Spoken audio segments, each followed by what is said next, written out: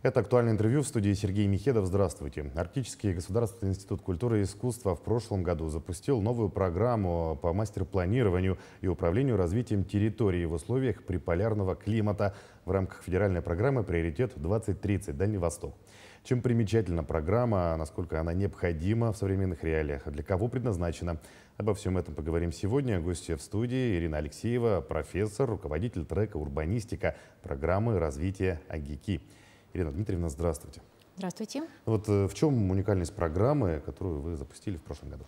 Ну, я думаю, что сегодня у всех на устах понятие мастер-план, и многие задаются вопросами. Мастер-план как проект – это, конечно, только часть той большой масштабной работы, которая следует за разработкой мастер-плана. То есть мало подготовить мастер-план, мастер-план нужно реализовывать. И вот как раз эта образовательная программа, она предназначены для того, чтобы людей, задействованных в реализации мастер-плана, подготовить и к пониманию мастер-плана, и к тому, какие инструменты нужно использовать для того, чтобы эффективно реализовывать подобные масштабные проекты. Ну, вот для каких специалистов предназначена данная программа, насколько она универсальна, может быть? Конечно, программа не только для архитекторов, урбанистов или людей, задействованных в сфере строительства.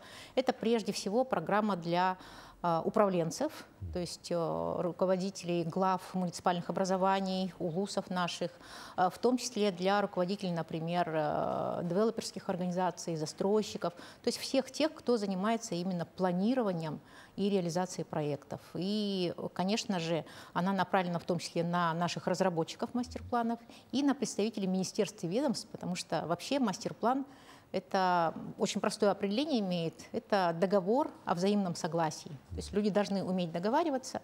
Соответственно, все, кто задействован, все стейкхолдеры, они могут в этой программе обучиться и получить определенные компетенции. Ну вот сейчас стартовал второй поток программы. Чем отличается от первого? Какие-то изменения внесли? Да, действительно, в прошлом году с университетом креативных индустрий Universal University и Московской архитектурной школой наш институт, Арктический институт искусства и культуры, разработал эту образовательную программу, и мы ее начали внедрять еще в прошлом году. Прошли только первый блок, он называется «Предпроектная комплексная оценка», потому что для того, чтобы такие масштабные проекты реализовывать, необходимо, конечно же, оценить, проанализировать. Вот. А в этом году это не столько продолжение этой программы, сколько мы со старта, значит, еще раз проходим этот блок, и два дополнительных блока – это уже непосредственно сценарий пространственного развития, это финансово-экономические модели, это, наверное, более самый важный блок именно в мастер-планировании. И очень интересный блок – это территориальный брендинг, маркетинг и идентичность территорий. Ну, вот поговорим подробнее о мастер-планах у нас в Якутии, да, готовятся во многих дальневосточных городах, в том числе вот в Якутске, в Нерюнгри. При их составлении на что стоит обращать внимание в первую очередь? Ну, в первую очередь, как я уже сказала, все-таки мастер-план – это не совсем проектные документы, не совсем про архитектуру, это больше про экономику. Поэтому в первую очередь необходимо обращать внимание на то, что, каким образом будет меняться отрасль экономики. То есть что будет способствовать, например, более устойчивому развитию этих поселений, на какой экономической подоснове мы можем планировать развитие тех или иных отраслей вообще в развитии городов и сел. Ну вот большое внимание уделяют агломерации Тикси-Найба. Вот студенты и преподаватели АГИКИ в прошлом году десантировались туда, провели исследование территории. Вот каким результатом пришли? Очень сложная территория, действительно. Ну, вообще, мастер-план Тикси-Найба агломерации сейчас в активной фазе. Разработчики этого мастер-плана — Сибирская лаборатория урбанистики, значит, при поддержке Института развития Дом РФ и правительства Республики Саха-Якутия сейчас идет очень большая масштабная работа. И понятно, что в этой работе, как я уже сказала, задействованы разные сообщества, вовлечение жителей, и в том числе наши студенты в прошлом году в рамках образовательной программы выезжали в Тикси для того, чтобы собрать исходные материалы, анализ. То есть чем больше аналитики, тем оно более эффективно как бы в самой разработке используется. Поэтому и преподаватели, и студенты в прошлом году, выезжая вот в рамках первого блока, они погрузились полностью в понимание, что же такое эти приполярные территории, насколько там сложно людям жить, и что нужно сделать для того, чтобы сделать более комфортной, благоприятной среду проживания жителей вот в Булунском улусе и вообще в приполярных территориях. Ну, действительно, эта территория сложная. Вот что конкретно там делали наши студенты? Как они изучали? Да, очень интересно, потому что, например, инструменты вообще комплексного анализа сегодня расширяются разными форматами. Например, очень интересный формат составления ментальной карты. Вот, что такое ментальная карта? Это когда дизайнеры, архитекторы разрабатывают образы будущего. То есть, например, нужно сделать какую-то идентичную классную архитектуру. Вот, чем нужно пропитаться? Конечно, нужно пропитаться прежде всего пониманием того, что для жителей означает эта территория. Вот ментальная карта — это просто сбор артефактов. Наши студенты, преподаватели общались активно с жителями, встречались с различными группами населения, например, с женами военных, то есть там же своя специфика. Вот. И собирали практически артефакты, то есть, там, не знаю, там, морские тросы, как люди живут, для того, чтобы немножечко дать предложение. Например, вот сейчас у нас в рамках ВКРов студенты делают дипломные проекты именно по ТИКСи.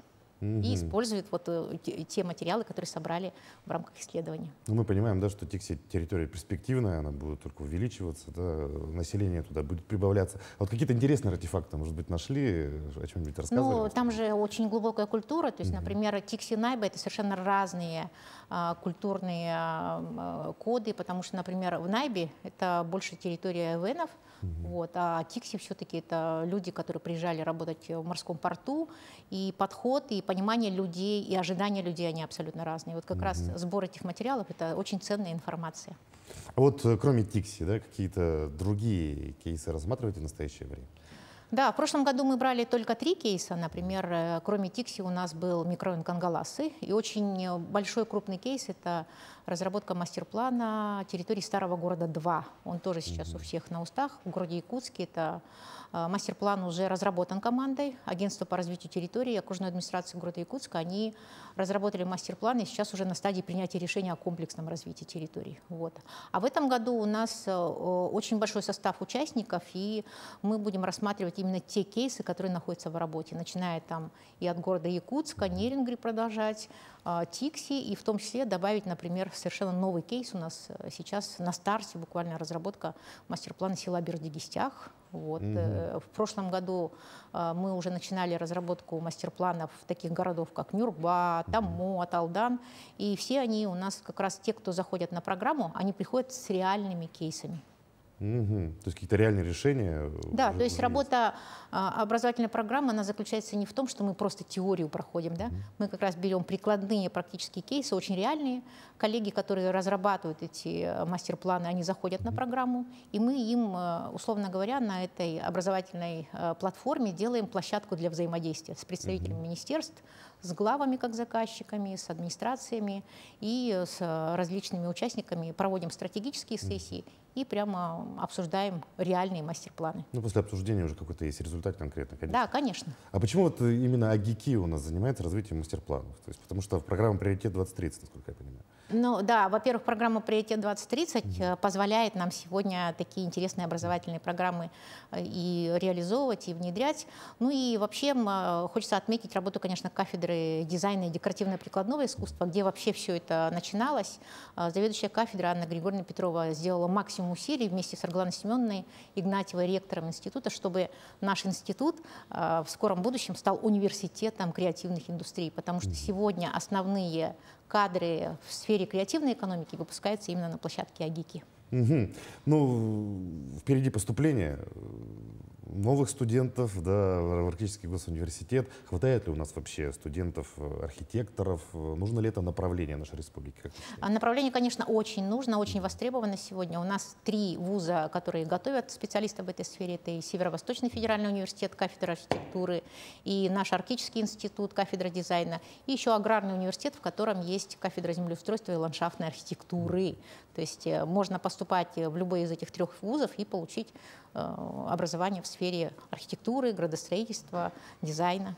Ну, вообще мастер-планирование — это такое понятие относительно новое. У нас жители Якутии только о нем узнают.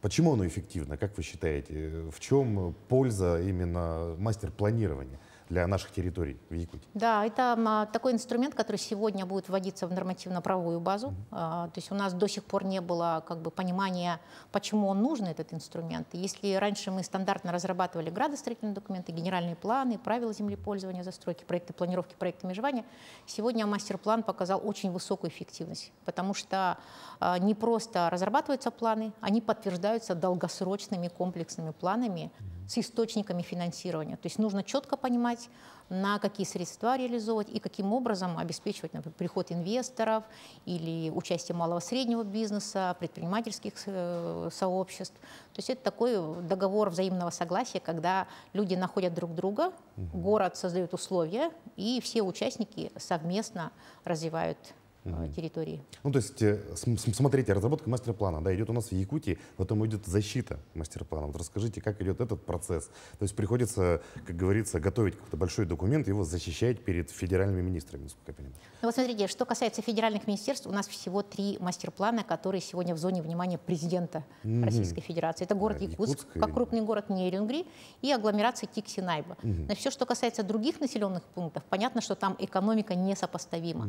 Но поскольку это самые устойчивые населенные пункты, где люди действительно хотят развиваться, жить, они не могут остаться без внимания. Поэтому и глава республики сегодня особое внимание делает разработке мастер-планов сельских населенных пунктов, потому что именно от эффективности, чем меньше средств, как раз еще более эффективно их можно использовать. Как раз мастер-планы позволяют вот небольшой бюджет сделать более эффективным. Потому что такие простые инструменты, как дизайн, код территории или, например, вовлечение бизнеса малого, создание новых рабочих мест, это как раз через мастер-планирование очень хорошо и планируется, и в том числе реализовывается. Вот если говорить о расширении мастер-планирования у нас в Якутии, можно ли говорить о том, что села сами могут заниматься мастер-планированием, то есть привлекать местных жителей, подобно программе поддержки местных инициатив?